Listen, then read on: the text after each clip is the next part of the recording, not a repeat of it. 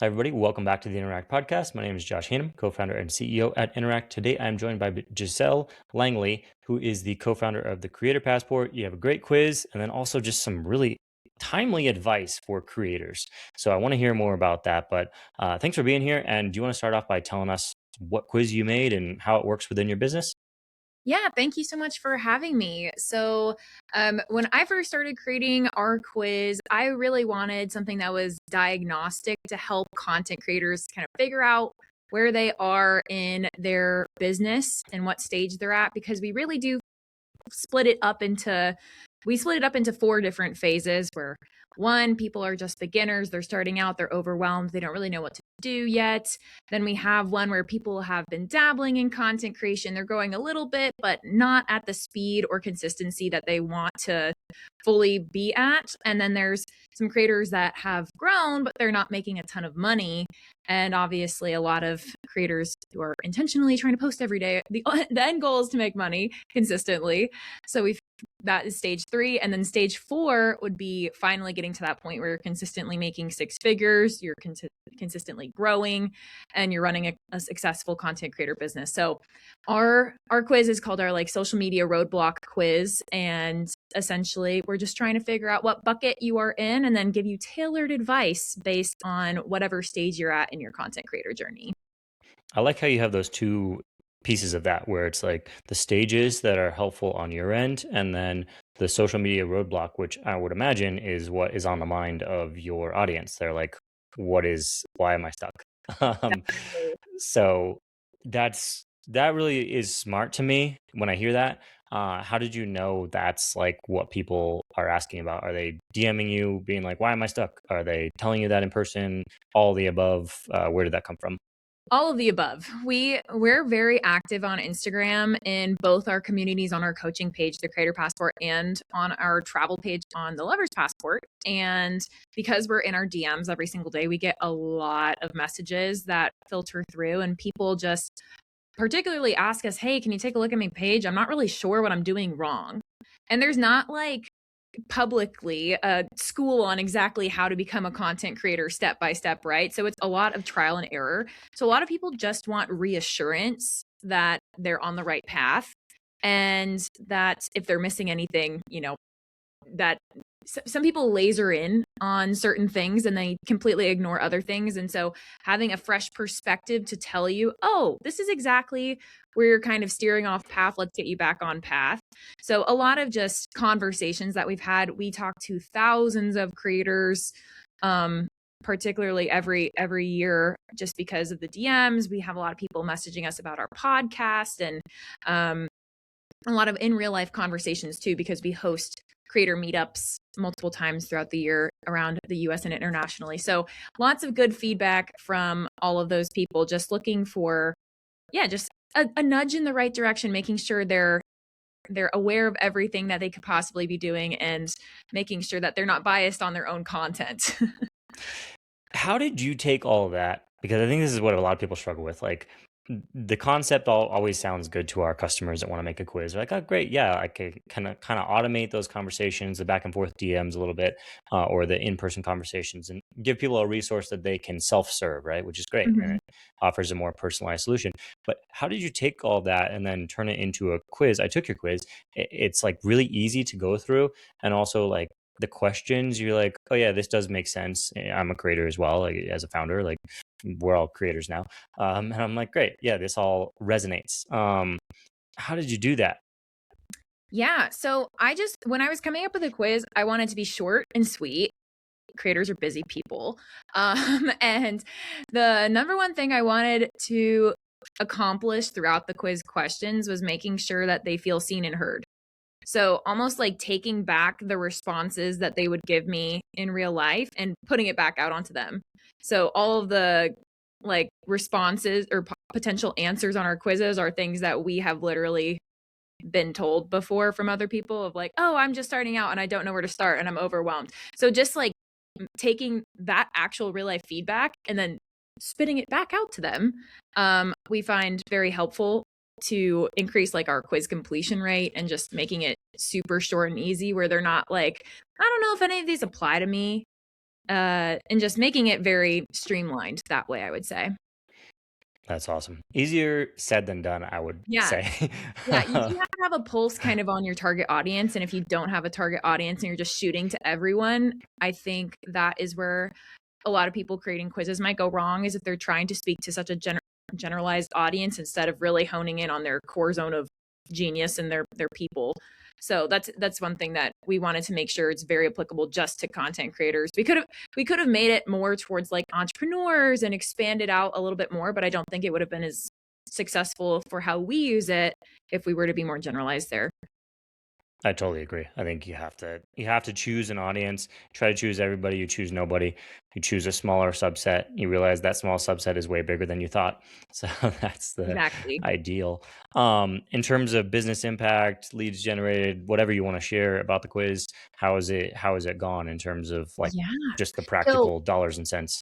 it was really interesting. We've kind of switched strategies with our quiz since we've launched it. We launched it, I want to say, after our second cohort. We do live launching for our coaching program, and we only launch this year only once a year, and then last 2 years we've done twice a year. So we introduced the quiz, I want to say, after our second cohort. So it was very, very interesting. The first way that we started promoting it was forward facing, like trying to get people to opt in, take the quiz just from like a ManyChat automation via Instagram.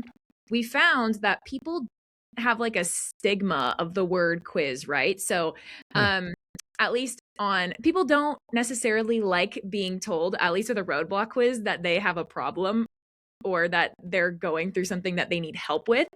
So we changed the messaging around the quiz, started calling it like other things that would not put them off a little bit, and we did see increases in completion rate. But after we did that, we switched it to a back end resource, actually, where now they opt into our most high converting freebie, and then the follow up sequence is the next organic step is for them to take our quiz, and they go from there.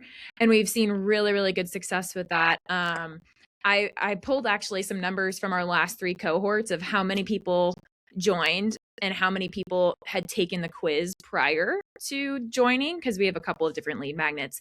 But for cohort 3, 25% of people who purchased had taken our quiz, which Hmm. was huge. 26% for cohort 4, and then 12% for cohort 5, because that one was all back end. The other two still had a little bit of front end promotion.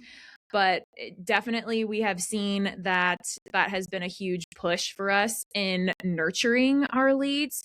And because we know on our email list, like it's going to take a couple of months for people to warm up before they purchase, it is a great way to use it to personalize our email segments for those people and just continue making them feel seen and heard throughout the nurture sequence. So it's been very, very helpful, not only for lead gen, but also just like getting people to trust us and authority building and just giving them additional personalized resources, because we actually attached podcast playlists to each quiz result. So once you go through and you get our little results PDF, if you will, we have tailored Spotify playlists for those particular buckets of people.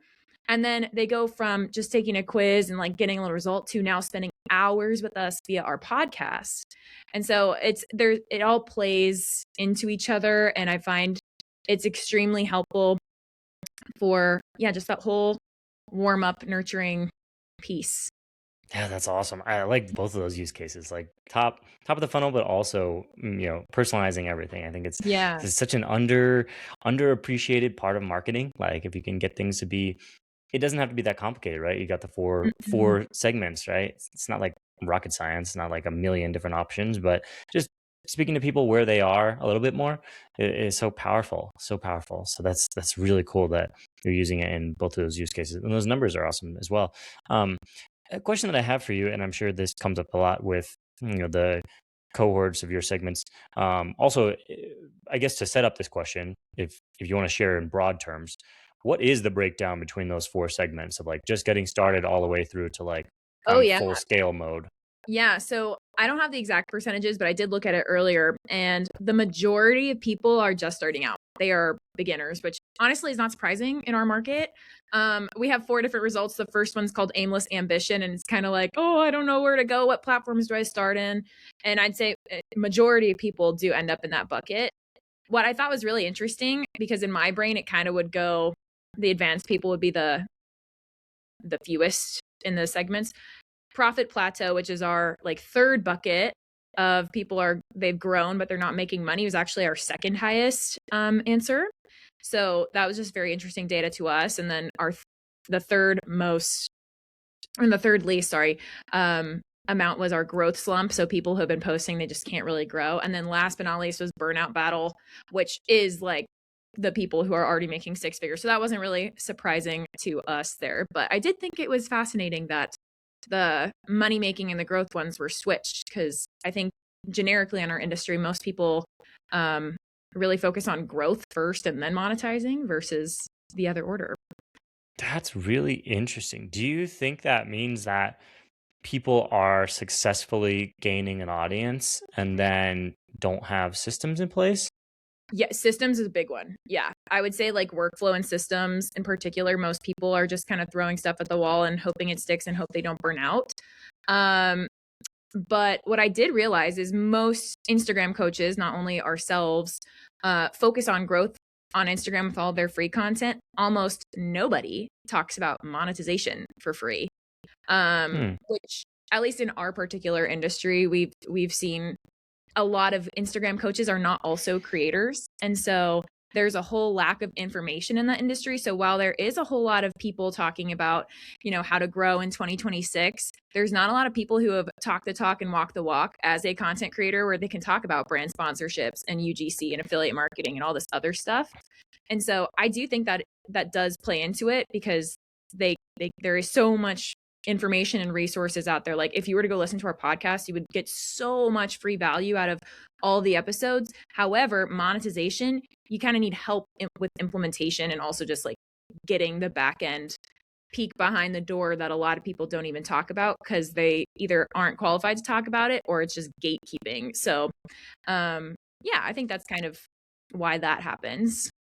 I find that to be really fascinating because I think we experience a lot of the same coming from the software world, where a lot of the other products in our space are purely software builders. They're not creators, they're not people that are making content, they're not thinking Mhm. about what is this actually, how do you actually use this in the context of a content driven business, which could be anything. It could be, straight up creator, it could be an e-commerce brand, it could be a software business. It doesn't matter if you're using content to promote it, right? You have the same set of problems, and it sounds like that's same for you. Like a lot of the people giving advice, it's almost like you're observing it from outer space, and you're like, cool, yeah, technically this works, but like there are certain snags that you just don't understand unless you Definitely. do it. Yeah.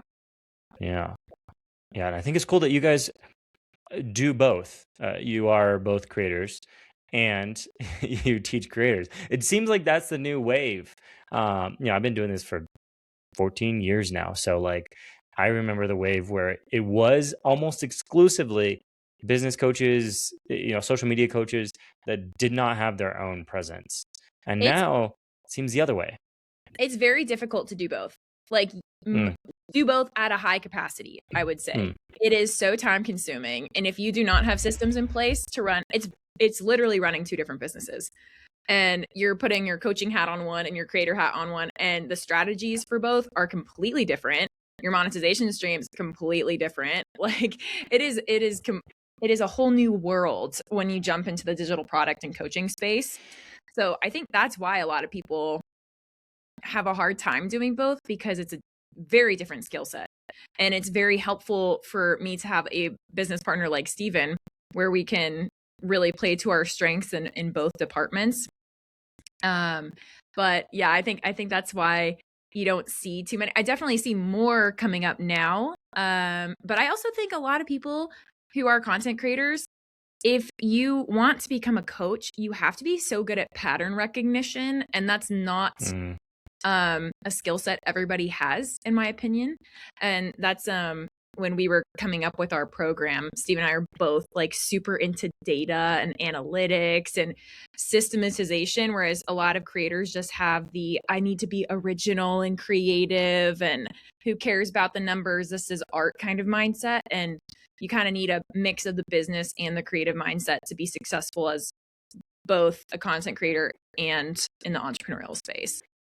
I hear that, and I think Mhm. I wonder, tying it back to what we were talking about before, like people getting stuck on that plateau. I wonder if that's part of the thing. It's like that Definitely. plateau is the point at which you have to recognize patterns, figure out things that are repeatable, figure out things that you're spending 5 hours a week doing that you really could offboard, Hmm. or whether it's a software or a person that does it, like you could offboard it, and you have to make that transition if you're going to get into the multi six figure creator business, or if you're going to create a business teaching other creators. Both of those, you have to be like super, super buttoned up in terms of like, here's how things work, because you don't have time. Yeah, and I mean, we have a third business actually called Assistant, where Hmm. we help creators outsource their low-level tasks so they can get to that next level. Hmm. And when we were coming up with the business model, we kind of interviewed like 50 other peers, at least in the travel industry, doing content creation with over 500,000 followers. And seeing a peek behind other people's businesses was fascinating, because you do realize so many people are just kind of there's like no systems. They're just going with the flow, going with their gut. There's no spreadsheets, no CRM, no project management software. They're just going with their own flow. But if they were to like get sick or like, you know, want to go on vacation for a day, then their whole business would stop the next day. So it was very, very interesting seeing how people really do not treat content creation like a true business. It's more just like a personal brand project, I guess. I don't know. And if you ever want it to be something that's a sellable asset, it has to be almost entirely systematized. Like Yep. it needs to be able Mhm. to run without you. Of course, I think with any sort of creator led or personal brand business, there is a delta. Like you are adding value by being there. But is Definitely. that value 30%? Is it 20%?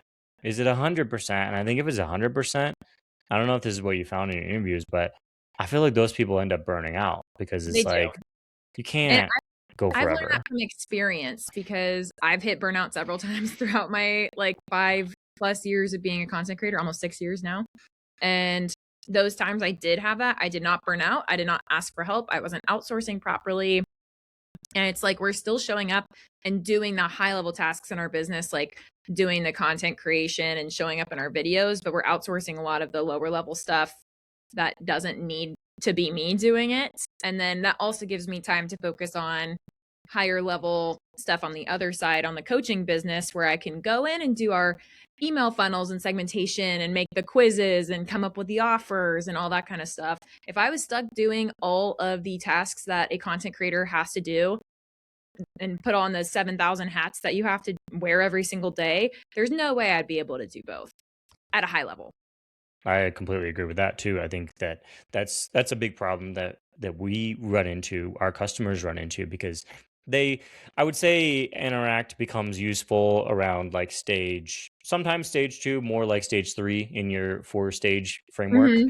And because a lot of those folks have not had really any practice doing systems, scaling, putting in, SOPs, and like setting up stuff where like they don't have to do it themselves, it's not just proprietary brain knowledge, then they really struggle with getting set up. And I'm curious your perspective on this. It seems like the appetite for outsourcing, people want to spend less money outsourcing than Mhm. 5 years ago, 7 years ago. It used to be that like the primary way people used to interact was to pay somebody else to do it for them, so then they just didn't have to deal with that problem.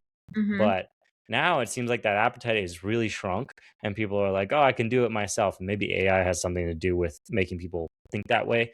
Um, but then that seems like it makes the problem worse. Like if you're in that stage 3, you're trying to scale. but then you also feel like you have to do it yourself, or you shouldn't be spending money to do it. Um, how do you like help people work through those mental blocks?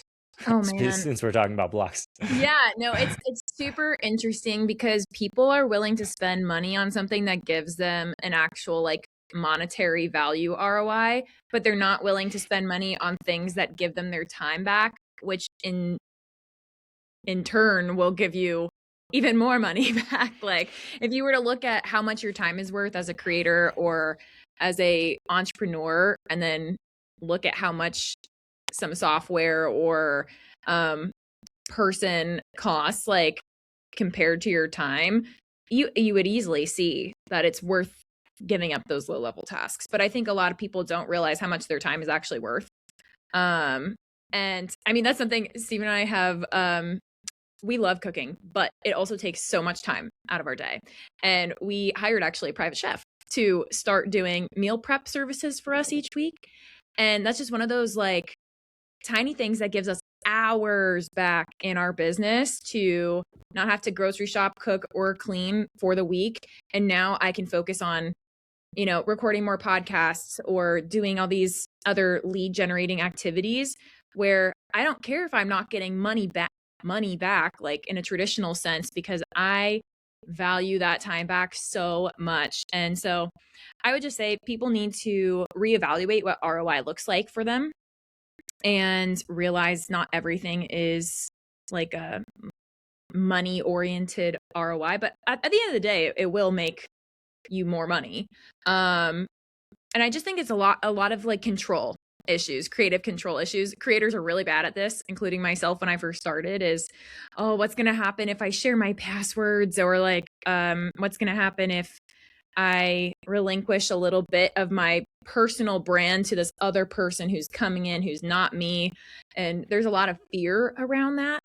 So what I typically recommend people doing is doing something where you're first outsourcing like hire or software that's going to make your life easier, is do something that's not related to your main platform. So like if you're a content creator on Instagram, maybe you start investing in a video editor for YouTube, and it's like not as high stakes for you if something were to go wrong, right? Or same thing with softwares, like if it's not going to directly impact your big honcho first, and then you get a little more trust and a little more validation that letting go is actually good, and then you can build up and outsource more and more and help automate, delegate all of those other tasks once you have that confidence. Because I think a lot of people just need that reassurance, like, oh, my business didn't burn down when I let somebody else do something.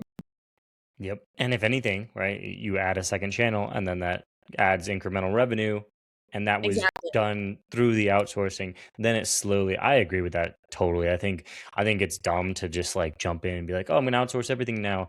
And then I think that is where you can really screw up your brand. Like, you let in a video editor that's not your style, and then all of a sudden your Right, followers are right. like, "What the heck is happening here?"